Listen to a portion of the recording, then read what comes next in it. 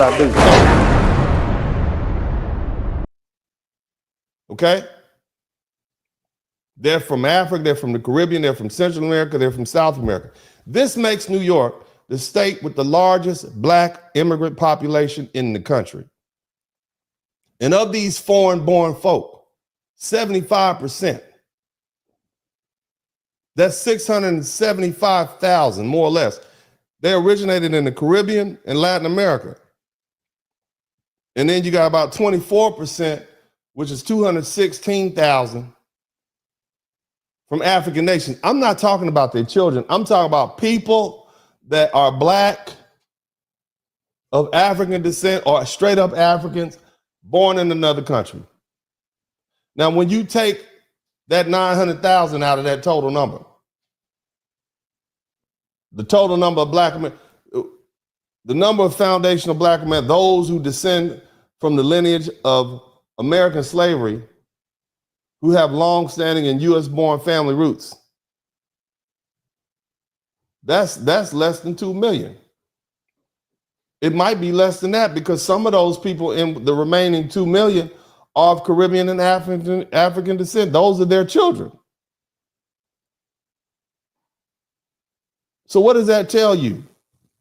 That tells you that foundational Black American culture in New York has been erased. That's what it's telling you. That's why you got people throwing up Nigerian flags at the Juneteenth parade. That's why they making jollof rice, you know, instead of jambalaya. And see, these differences in lineage have sparked debates over who's qualified or who qualifies for reparative justice initiatives, with these recent immigrants sometimes excluded from eligibility due to the lack of historical ties to slavery in the United States. Just because you went through colonialism and you got and a New York taxi ignored you when you were trying to get that does not mean you went through what Black Americans went through. You didn't go through what my grandmother went through when she had to leave Mississippi. You didn't go what my great-great-great-granddaddy G.W. Jones had to go through when he had to leave Mississippi and move to Kansas. You volunteered to come here. My great-great-granddaddy was born in slavery. My great-great-grandmother, that woman you see over my shoulder, was a sharecropper till she was 60. Now, in New York City, we talking about New York. Everybody type New York in the chat room. It's about to get hot. You know, we going up into this third hour. This is where it get hot over here with the Blizzard King. This is where the cold hard truth gets spit. In NYC, in the metropolitan area, which includes the 5 boroughs and the surrounding suburbs, the total Black population is about 3.8 million. That's as of 2023. And within the city proper, in the 2020 census, it's about 1.78 million non-Hispanic Blacks. So we're not even talking about the Afro-Caribbeans. They account for 20% of the population. NYC also hosts the largest concentration of Black immigrants of any U.S. metro area. Shout out to Miss Ruby. And here's the thing, Caribbean immigrants dominate this group, with nearly 35% of all Jamaican Black immigrants in the U.S. residing in New York. African immigrants still with fewer numbers, they show some fast growth. They go straight from Lagos to New York and they stay there. They're 42% of all the Black immigrants nationwide. You see? And a large percentage of them live in the 5 boroughs. So what you're looking at is that in New York, there's only about 1 million foundational Black Americans. That's what I need you to understand. So out of 4 million, about 4 million Black people in the New York City area, there's only about 1 million foundational Black Americans. This means that while foundational Black Americans are still they're still there in certain proportions, okay, compared to the total state, very few.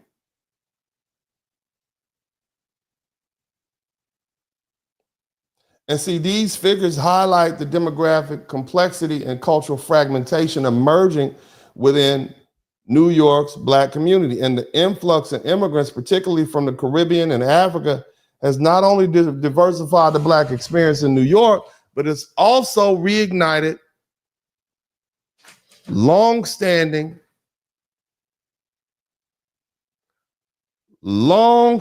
debates about cultural erasure, political representation, and prioritization of lineage-based claims for justice and equality. See, the presence of this large African and Caribbean immigrant populations in New York has significantly reshaped and diversified the landscape.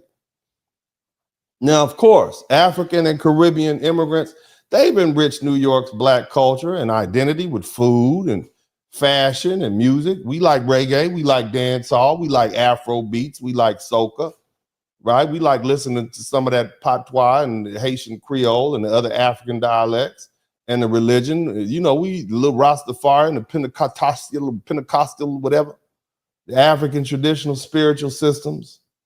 Neighborhoods like Flatbush and Crown Heights and Harlem have seen vibrant cultural contributions that have redefined what it means to be Black in New York. We see that.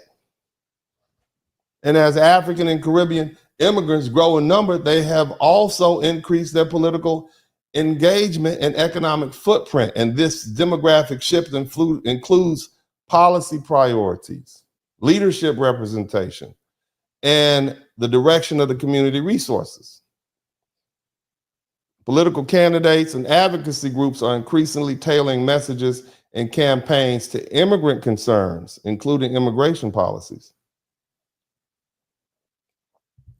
The other thing, there's been a rise of Caribbean and African-owned media outlets, platforms, along with immigrant influence in historically Black institutions and churches and civic groups and magazines.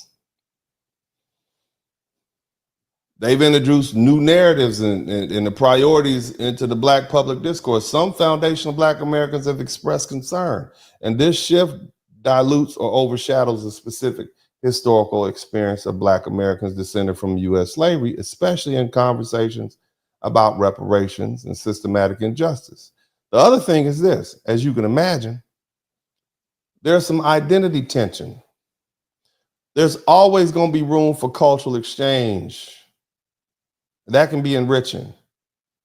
But sometimes I don't want to hear soca. I want to hear some Southern hip hop. And there was an issue that happened recently where a young lady said, I don't even want to go out anymore in New York because all I hear is soca, and I don't want to hear that. I want to hear some Southern hip hop. And the other thing is you have the differences in historical experiences and values and perceptions of race and identity in America. And that's going to lead to misunderstanding and division. Remember, immigrants typically identify with immigrant status first. They don't identify with race because they come from these countries where they're the dominant ethnic group. And so Black Americans don't have that luxury because we are typically surrounded by people who don't look like us and oftentimes and historically have meant ill will. The immigrants don't identify with slavery, a legacy of Jim Crow, or civil rights movement, which is central to foundational Black American identity. There's a disconnect, and it fuels debates about cultural appropriation and lineage-based claims, like reparations. So it's redefining what it means to be Black in America. And the thing is, with such a large proportion of New York Black population now composed of immigrants, traditional notions of Black unity are being re-examined. This whole Pan-Africanism, it was once seen as unifying, it's seen as a unifying ideal. It is now being critiqued for failing to produce reciprocal solidarity or economic advancement for foundational Black Americans. This can't be one-sided. That's what we're saying.